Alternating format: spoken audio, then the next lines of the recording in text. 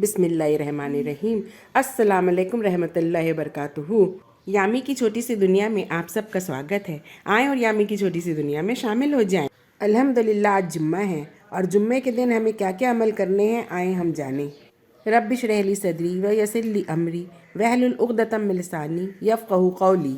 رسول اللہ صلی اللہ علیہ وسلم نے فرمایا، بہترین دن جس پر سورج طلوع ہوتا ہے وہ جمعے کا دن ہے۔ اس دن آدم علیہ السلام کو پیدا کیا گیا، اسی دن انہیں جنت میں داخل کیا گیا اور اسی دن انہیں جنت سے نکالا گیا، اور قیامت بھی اسی دن قائم ہوگی۔ یہ مسلم شریف کی حدیث ہے۔ جمعہ مسلمانوں کے لیے عید ہے۔ ابن زبیر رضی اللہ عنہ نے جمعے والے دن عید آنے پر فرمایا، بلا شبہ ایک دن میں 2 عیدیں جمع ہو گئیں۔ رسول اللہ صلی اللہ علیہ وسلم نے فرمایا، جمعہ تمام دنوں کا سردار ہے۔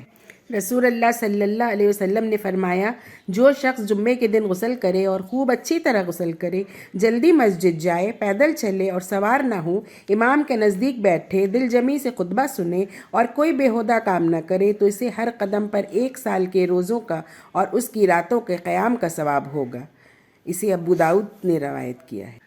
بخاری اور مسلم شریف کی حدیث ہے کہ رسول اللہ صلی اللہ علیہ وسلم نے فرمایا کہ جمعے کے دن غسل کرنا ہر بالغ مسلمان پر فرض ہے، اور یہ کہ وہ مسواک کرے اور اگر خوشبو میسر ہو تو لگائے۔ مسلم شریف کی حدیث ہے کہ رسول اللہ صلی اللہ علیہ وسلم نے فرمایا، آگے آ کر میرے قریب بیٹھا کرو اور جو لوگ تمہارے بعد آئیں گے وہ تمہارے قریب بیٹھیں۔ جو لوگ پچھلی صفوں میں رہنا پسند کرتے ہیں اللہ انہیں ہر معاملے میں پیچھے کر دے گا، حتیٰ کہ جہنم سے نکالنے میں بھی۔ ان احادیث کی روشنی سے ہمیں پتہ چلتا ہے کہ جمعے کے روز اچھی طریقہ سے غسل کرنا چاہیے، خوشبو لگانی چاہیے اور اچھے لباس پہن کر مسجد کی طرف جلدی جانا چاہیے تاکہ خطبے میں شامل ہو سکے۔ جمعے کے دن کرنے والے عمل میں سب سے بہترین عمل نماز جمعہ ادا کرنی ہے، اور نماز جمعہ کی اہمیت کا اس بات سے اندازہ لگایا جا سکتا ہے کہ ہمیں تاکید کی گئی ہے کہ نماز جمعہ ادا کرو، کیونکہ نماز جمعہ اگر ادا کرو گے تو تمہیں ثواب ملے گا، اور اگر ادا نہیں کرو گے تو ڈر ہے کہ اللہ تعالیٰ تمہارے دلوں پر مہر نہ لگا دے۔ مسلم شریف کی حدیث ہے کہ رسول اللہ صلی اللہ علیہ وسلم نے فرمایا، جو شخص غسل کرے پھر جمعے کے لیے آئے اور توفیق کے مطابق نماز پڑھے، پھر خطبہ ختم ہونے تک خاموش رہے، پھر امام کے ساتھ نماز ادا کرے، تو اس کے گزشتہ جمعے سے اس جمعے تک کے اور مزید 3 دنوں کے گناہ معاف کر دیے جاتے ہیں۔ میرا رب سورہ جمعہ میں فرماتا ہے، یا ایھا الذین آمنوا اذا نودی للصلاۃ من یوم الجمعۃ فاسعوا الی ذکر اللہ وذروا البیع ذالکم خیر لکم ان کنتم تعلمون۔ اے اہل ایمان، جب جمعے کے دن نماز کے لیے اذان دی جائے تو اللہ کے ذکر، خطبہ و نماز کی طرف دوڑ پڑو اور کاروبار چھوڑ دو، یہ تمہارے لیے بہتر ہے اگر تم جانتے ہو۔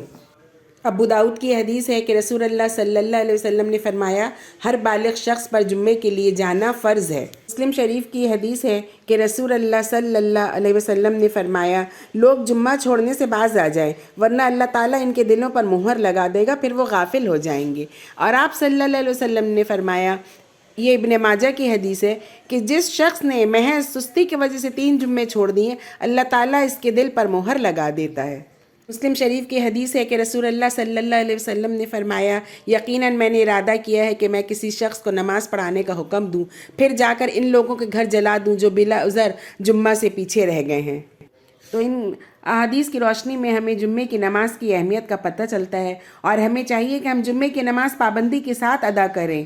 ہم جانیں گے کہ جمعہ چھوڑنے کی رخصت کن حالتوں میں ہے۔ حالت سفر میں رسول اللہ صلی اللہ علیہ وسلم نے دوران حج میں میدان عرفات میں جمعہ ادا نہیں کیا بلکہ نماز ظہر پڑھی تھی۔ یہ مسلم شریف کی حدیث ہے۔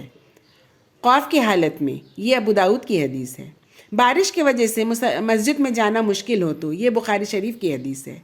عید اور جمعہ ایک ہی دن اکٹھا ہو جائیں تو عید پڑھنے والوں کے لیے جمعے کی رخصت ہے، البتہ امام کو جمعہ پڑھانا چاہیے تاکہ جو جمعہ پڑھنا چاہتے ہوں وہ محروم نہ رہ جائیں۔ یہ ابو داؤد کی حدیث ہے۔ جو لوگ نماز جمعے میں شریک نہ ہو سکے انہیں نماز ظہر ادا کرنی چاہیے۔ جمعہ میں کرنے والے عمل میں سے ایک عمل سورہ کہف پڑھنی ہے۔ جمعے کو سورہ کہف پڑھنی چاہیے کیونکہ رسول اللہ صلی اللہ علیہ وسلم نے فرمایا، جو شخص جمعے کے دن سورہ کہف تلاوت کرے گا تو اسے آئندہ جمعے تک نور میں سے روشنی نصیب ہوگی۔ تو ہمیں سورہ کہف کی تلاوت کرنی چاہیے۔ سورہ کہف ہم جمعرات کی شام سے جمعے کی شام تک کسی وقت بھی پڑھ سکتے ہیں۔